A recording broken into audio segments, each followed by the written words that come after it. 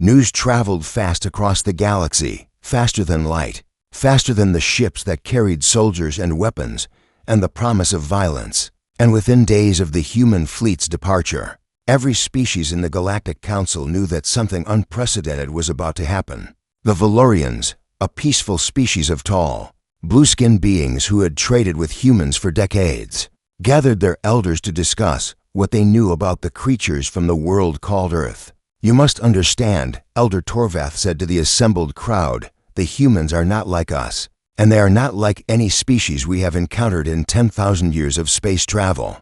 A young Valorian raised her hand and asked the question that everyone wanted answered. Why do the other species seem so afraid of them, when the humans have always been kind and generous in their dealings with us?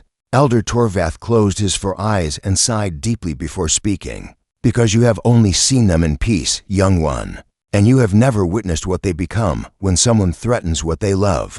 He activated a display screen and showed images of Earth, the planet where humans had evolved over millions of years.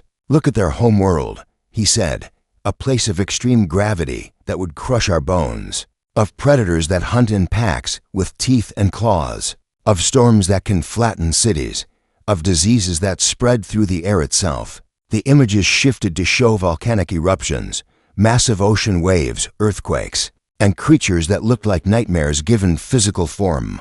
Any other intelligent species would have died on such a world, Elder Torvath continued, would have been eaten or crushed or burned or drowned, but the humans survived. And do you know how they survived? The crowd was silent, waiting for the answer. They survived by protecting their young at any cost, by fighting together against threats that should have destroyed them, by refusing to accept defeat even when defeat was certain, and by developing a rage so deep and so powerful that it could turn gentle traders into unstoppable warriors. Meanwhile, on the Veluxy homeworld, high-caste Civlix received reports about the human fleet and dismissed them with a click of her mandibles. 300 ships, she said to her advisors, from a species that has been in space for barely 2 centuries, and you expect me to be concerned? Her military commander, a scarred veteran named Crixel, shifted nervously on his 6 legs. "Matriarch, the humans have a reputation among the younger species, and there are stories about what they did during the Syndicate Wars that..." "Stories," Civlix interrupted, "told by soft creatures who have never faced a true elder species. And I will not cower before fairy tales." She rose from her throne and spread her wings, a gesture meant to intimidate all who witnessed it. "The humans are emotional and fragile. They form attachments that make them weak, and they will break long before they ever reach our defenses." At the Galactic Council station, Ambassador Kira Vasquez stood before the full assembly and made a formal request that she knew would be denied. "The Earth Union demands the immediate extradition of high-caste Civlix to face human justice for crimes against humanity, including murder, torture, enslavement, and the systematic abuse of children." The council speaker consulted with the other representatives and then delivered the verdict. The council votes 11-2 against the extradition request, as the Veluxy Dominion is a protected elder species, and their internal actions are not subject to human law. The Veluxy representative clicked her mandibles in what Kira now recognized as laughter. "You see, human," the representative said, "your kind has no power here, and your emotional outbursts will not change the order of things that has existed for millions of years." Kira Vasquez smiled, and across the chamber, several species who had learned to read human expressions felt a chill run through their bodies. "You misunderstand the purpose of this request," Kira said calmly. "We did not come here expecting you to help us." The Veluxy representative tilted her head in confusion. "Then why waste our time with this theater?" "Because we wanted it on record," Kira replied. "We wanted every species in this galaxy to know that we asked politely, that we followed your laws and your procedures, that we gave you every opportunity to do the right thing." She paused and looked around the chamber, meeting the eyes of every representative. "And we wanted you to know that when the consequences come, you cannot claim that you were never warned." The council speaker's stone body rumbled with what might have been nervousness. "Is that a threat, Ambassador Vasquez?" Kira shook her head slowly. "No, Speaker, it is a promise, and my people always keep their promises." She gathered her materials and prepared to leave, but the Veluxy representative called out to her, "Your kind is new here, human, and you will learn your place in this galaxy, even if we have to teach you with fire and blood." Kira stopped at the door and turned back to face the insectoid creature. "You speak of teaching us our place," she said, "but you have no idea what we are, and you have no idea what you have awakened." She took one step closer, and her voice dropped to a whisper that somehow carried through the entire chamber. "We are the children of Earth, the survivors of a world that tried to kill us every single day, the descendants of creatures who learned to hunt in packs and protect their families against predators 100 times their size." Her smile grew wider, and there was nothing friendly in it. "We already know our place, matriarch's servant, because our place is wherever we decide it should be, and right now, we have decided that our place is at the throat of anyone who dares to harm our children." She walked out of the chamber without looking back. In the weeks that followed, reports came from across the galaxy. The human fleet was still coming, growing larger as more ships joined from colonies and outposts, and there was a terrible silence in the transmissions that preceded them. Species who had allied with the Veluxy began to quietly withdraw their support, not wanting to be caught between the elder species and the rage of the Deathworlders. And on Earth, in a hospital room filled with flowers and toys sent by millions of people she had never met, little Lily Chen was learning to smile again, surrounded by doctors and counselors who were helping her heal. "The bad ones will pay for what they did," she told her nurse one evening. "The Admiral promised me, and humans always keep their promises." The nurse held her hand and nodded, knowing that somewhere among the stars, a fleet was carrying that promise toward its destination. The storm was coming, and no power in the galaxy could stop it. Ambassador Kira Vasquez stood alone in her office aboard the Galactic Council station, staring at the emergency transmission that had just arrived on her screen, and her hands were shaking in a way they had not shaken in 20 years of diplomatic service. The message was simple, and it was terrible.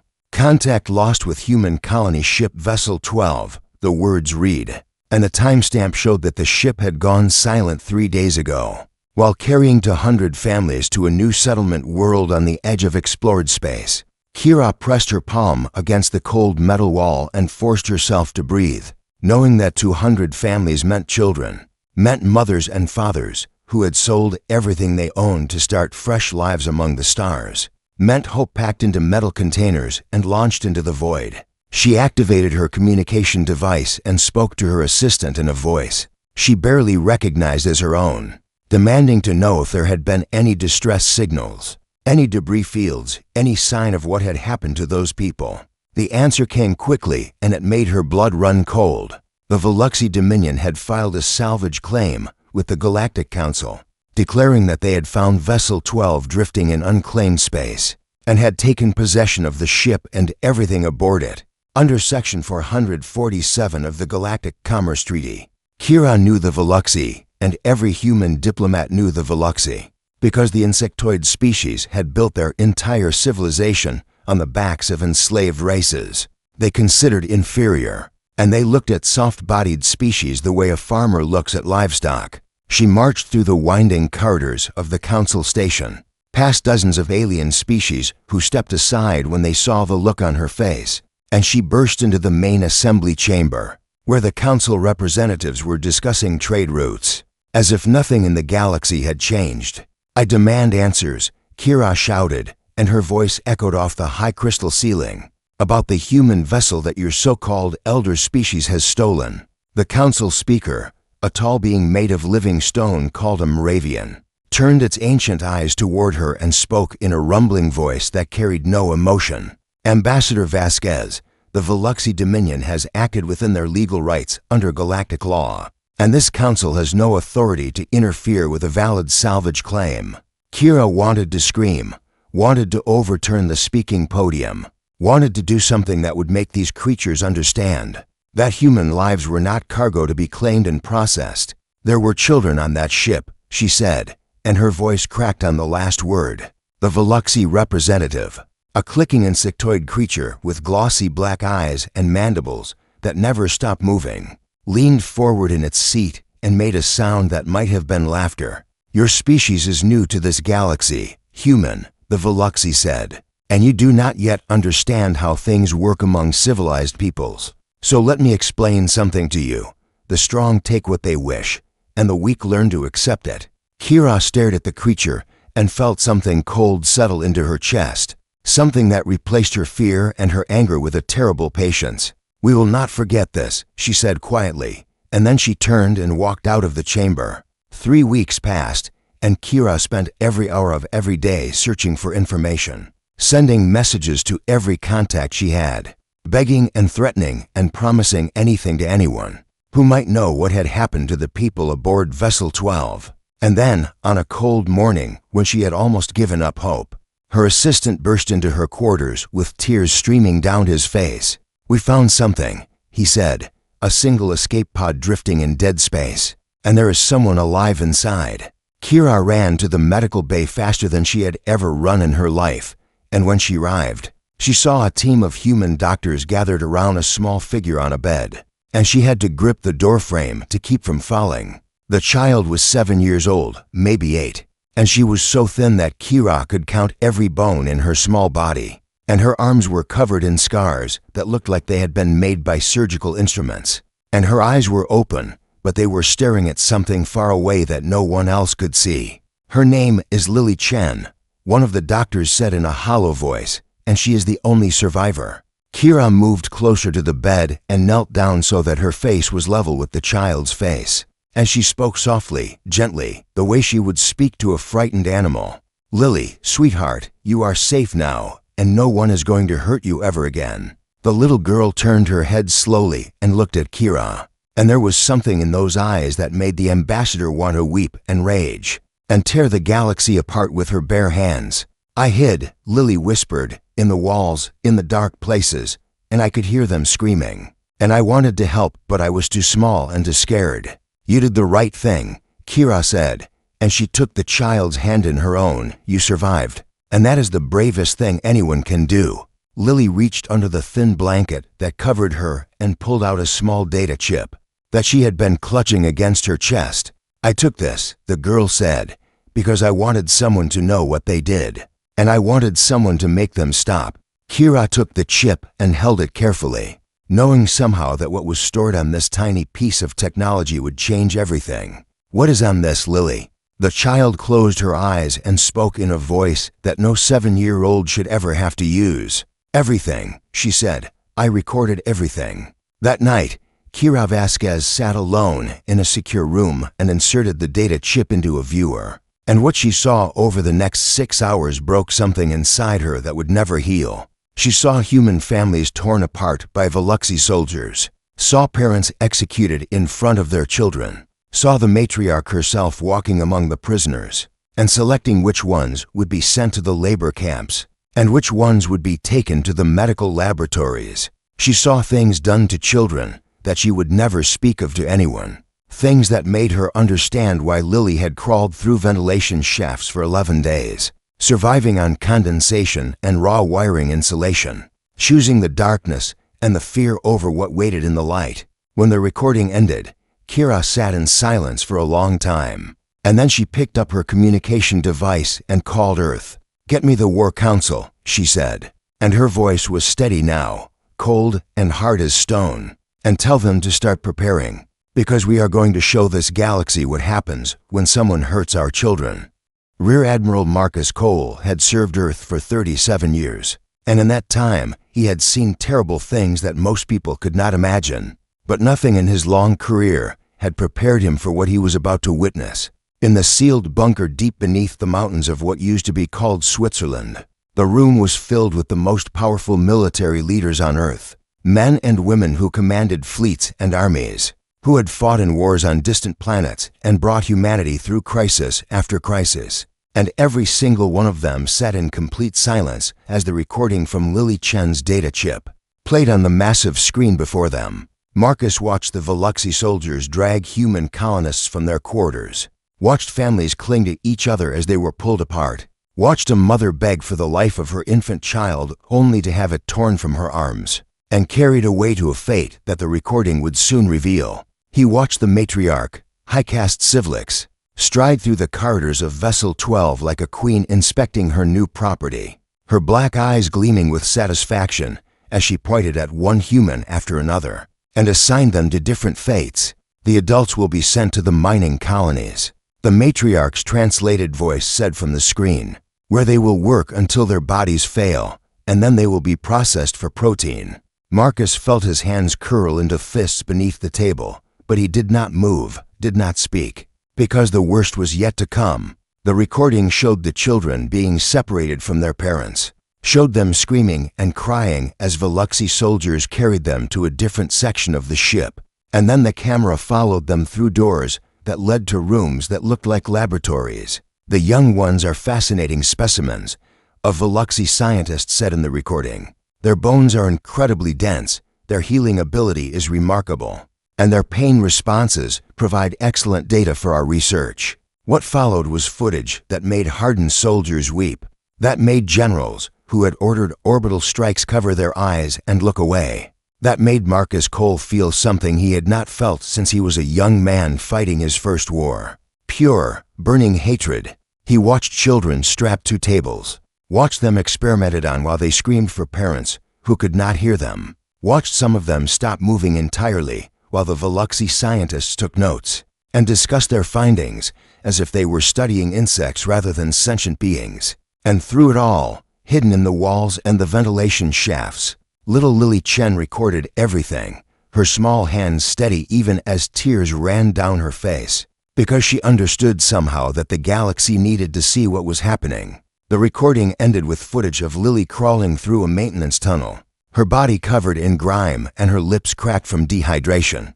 And then there was only darkness and silence. Marcus sat motionless for a long moment, and then he spoke in a voice that every person in the room would remember for the rest of their lives.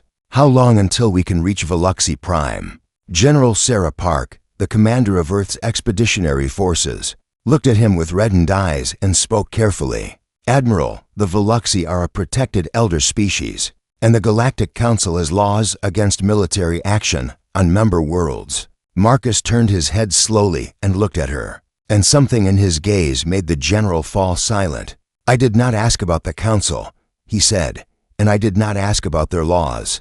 So let me repeat the question. How long until we can reach Veluxi Prime? The room was silent for several heartbeats, and then General Park swallowed and answered, 6 weeks if we mobilize the entire fleet, Admiral. Marcus nodded once and rose from his seat, and every eye in the room followed him as he walked to the front of the chamber. I want every ship we have prepared for departure within 72 hours, he said, and I want our best soldiers ready for ground operations, and I want our intelligence division to gather everything they can about Veluxi defenses. A young officer near the back of the room raised her hand nervously and spoke when Marcus looked at her. Sir, what about the diplomatic consequences? And what about the other council species who might side with the Veluxi? Marcus smiled, and it was not a pleasant smile, not a smile that offered comfort or reassurance, but rather the smile of a predator that had finally spotted its prey. Let me tell you something about humanity that the galaxy has not yet learned, he said. We are from a planet called Earth, a world where everything is trying to kill you from the moment you are born. A world of crushing gravity and extreme temperatures and diseases that can wipe out millions. In a matter of weeks, he began walking slowly among the seated officers, and his voice grew quieter but somehow more intense. We survived that world not because we were the strongest or the fastest or the most intelligent, but because we protected our young, because we fought and died to ensure that our children would live to see another day. Because every generation sacrificed everything so that the next generation could have a chance. He stopped in front of the screen that still showed the frozen image of Lily Chen's face, and he pointed at the little girl who had crawled through darkness for 11 days. This child did not die. And do you know why she did not die? Because she is human. Because she comes from a species that does not know how to give up, that does not know how to stop fighting, that would rather crawl through hell than surrender to despair. Marcus turned back to face his officers, and when he spoke again his voice was like iron.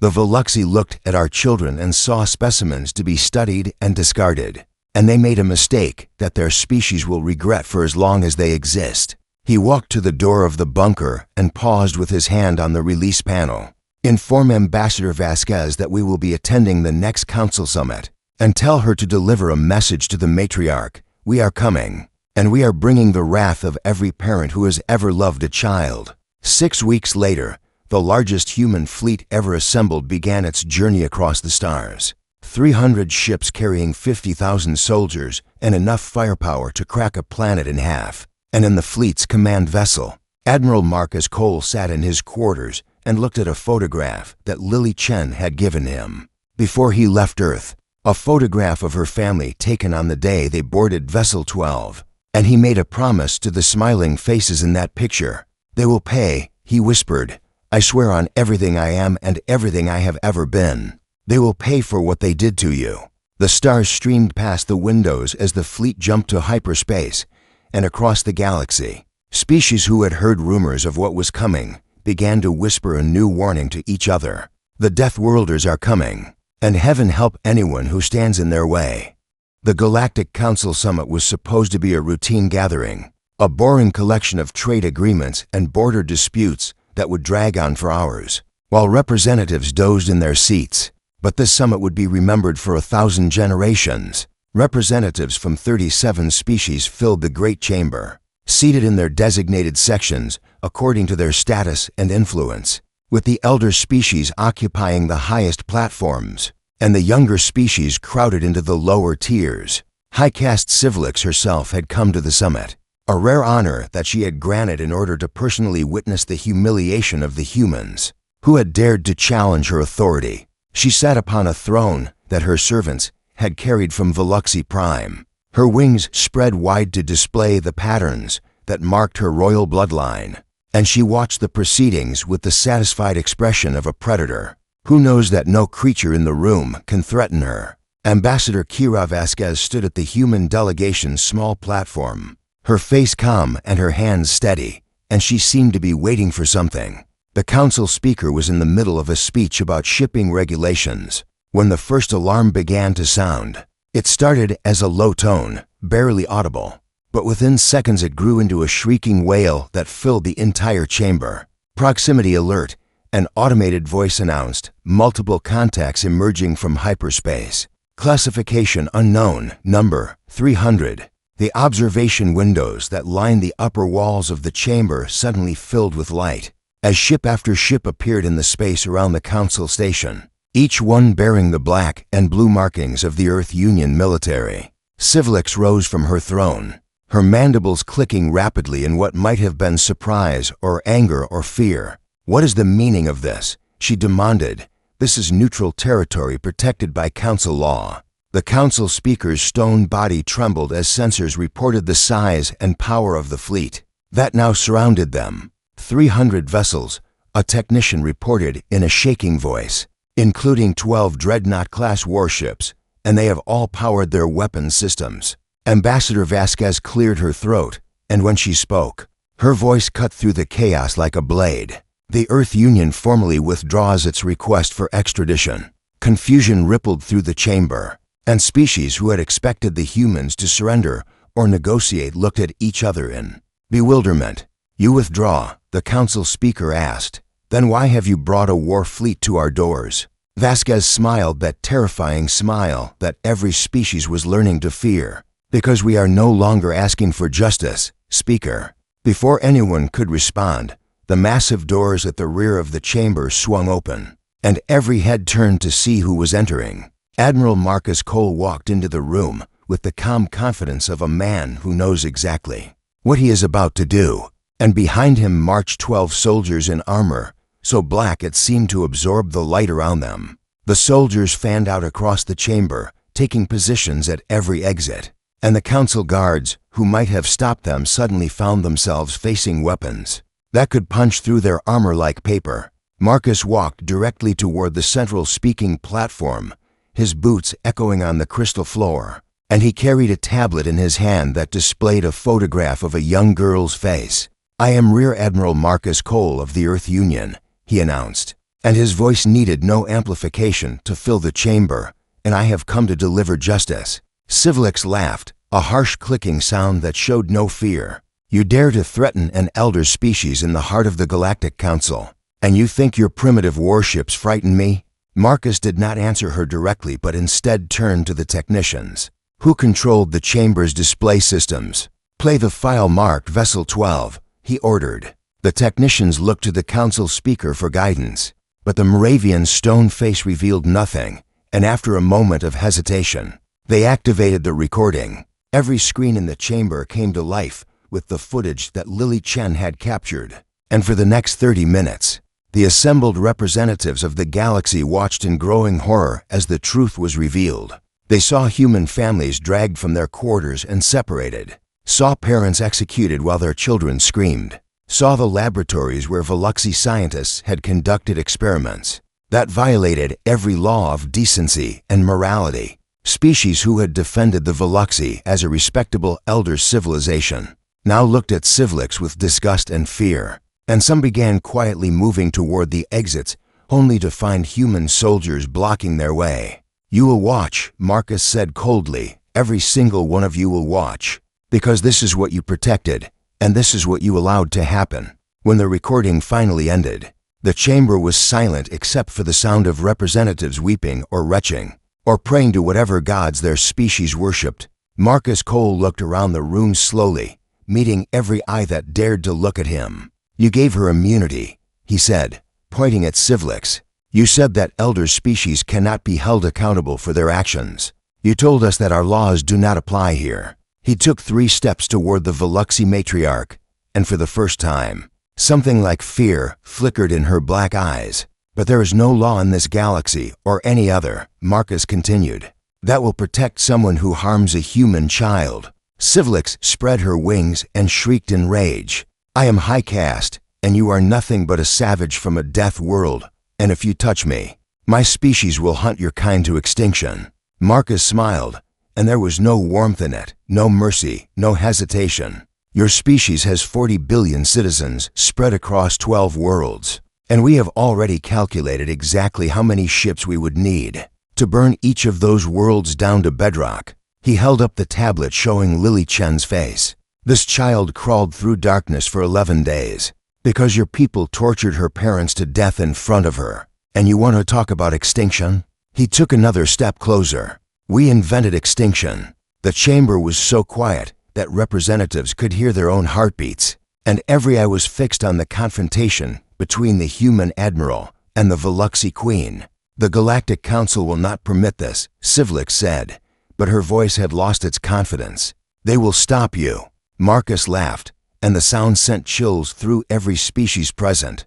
"They will not," he said, "because they know what we know, and they have always known it." He leaned closer, and his voice dropped to a whisper that somehow filled the entire chamber. "The Galactic Council is afraid of us, Matriarch.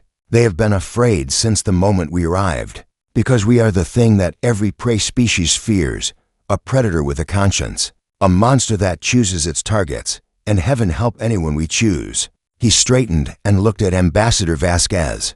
"Kira, would you please inform the Council of our intentions?" Ambassador Vasquez nodded and spoke clearly. "The Earth Union considers this matter to be outside the jurisdiction of the Galactic Council, and we will now proceed with the delivery of justice." Marcus turned back to Civlix and drew his sidearm. "This is for the children of Vessel 12.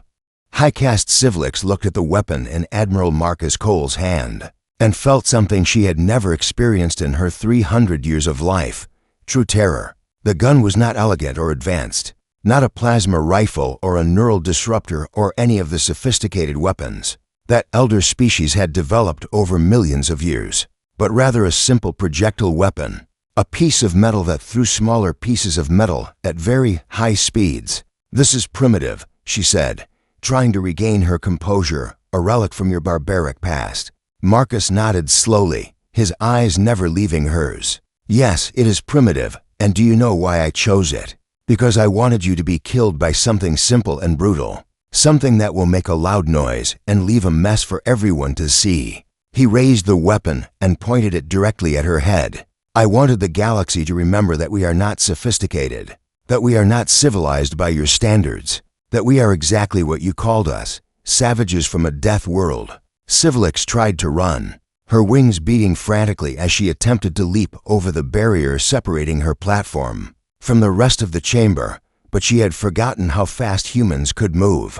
Marcus was on her into steps, his free hand grabbing one of her wings and yanking her back down with a strength that she had not thought possible. "You are not leaving," he said calmly. "You do not get to escape, and you do not get to spend years in some comfortable prison while your lawyers argue about jurisdiction." He forced her to her knees in the center of the chamber, in full view of every representative and every camera that was broadcasting to every world in the galaxy. "The Veluxy Dominion believes itself to be an elder species," Marcus said loudly, addressing the watching audience, "evolved and superior, beyond the laws that govern lesser beings." He reached down and lifted Sivlix's head so that she was facing the screens that still showed images of the dead children from Vessel 12. "Look at them," he commanded. "Look at what you did to them." Sivlix closed her eyes and turned away, but Marcus grabbed her mandibles and forced her face back toward the images. "You will look," he said, "because they could not look away when your scientists cut into their bodies, and you will give them that much respect before you die." Ambassador Vasquez stepped forward, her face pale but determined, and she addressed the Galactic Council. "Let the record show that the Earth Union offered High Caste Sivlix the opportunity to face trial, and let the record show that the Galactic Council refused to grant extradition." She paused and looked around the chamber, at the representatives who had voted against humanity, at the species who had chosen politics over justice. "Let the record also show that the Earth Union does not require the Council's permission to protect its children, and we never will." Marcus pulled Sivlix to her feet and turned her to face the assembled representatives. "I want you all to understand something," he said. "We did not come here to start a war with the galaxy, and we did not come here to establish ourselves as conquerors or tyrants." His grip tightened on the matriarch's arm, and she whimpered in pain. "We came here to deliver a message that every species will carry back to their home worlds, a message that parents will teach their children for 1,000 generations." He pressed the barrel of his weapon against Sivlix's skull. "The message is simple. You do not touch our young." Sivlix screamed, a high-pitched sound of pure terror that echoed through the chamber. "Please," she begged, "I will give you anything. Territory, resources, slaves from 100 worlds. Just let me live." Marcus leaned close to her ear and spoke softly, but his words carried to every microphone. "Lily Chen begged for her parents to be spared, and your soldiers laughed while they killed them. So tell me, matriarch, why should I show you mercy that you never showed to children?" He stepped back and looked at the tablet one more time, at the picture of the little girl who had survived 11 days of darkness. "This is for Lily," he said, "and for every child who did not make it off that ship." The sound of the gunshot was louder than anything the council chamber had ever heard, a thunderclap that shattered the silence and seemed to shake the very walls. Sivlix's body crumpled to the floor, and for a long moment, no one moved. Then Marcus Cole holstered his weapon and turned to face the stunned representatives. "The Earth Union considers this matter closed," he announced, "and we will now depart. But before we go, I want to leave you with a warning." He walked slowly toward the exit, his soldiers falling into formation behind him. "We are humanity, the survivors of Earth, the children of a world that should have killed us but instead made us strong. And we have learned one lesson above all others: protect the young at any cost." He stopped at the door and turned back for one final statement. "If any species, elder or otherwise, ever harms a human child again, we will not send an ambassador to make demands, and we will not send lawyers to argue about laws." His voice dropped to a growl that carried the weight of a species forged in fire. "We will send an extinction event, and when the last of your kind is choking on the ashes of your world, they will curse the day you ever looked at our children." The humans left, and the council chamber remained silent for a very long time. In the weeks and months that followed, the galaxy changed in ways that no one had expected. The Veluxy Dominion collapsed, torn apart by civil war as subordinate castes rose against the leaders, who had brought them to the edge of annihilation. Species who had practiced slavery began freeing their captives, not because they had suddenly developed morals, but because they feared what would happen if the humans discovered their crimes. And in every corner of the galaxy, Parents taught their children a new lesson, a lesson that became part of the cultural memory of hundreds of species. Never harm a human child, they said, because the Deathworlders remember everything, and their vengeance has no end. On Earth, in a garden filled with flowers from 100 worlds sent by species seeking to prove their friendship, Lily Chen celebrated her 8th birthday with her new family. She would never forget what had happened to her, and the scars on her body and her heart would take many years to heal.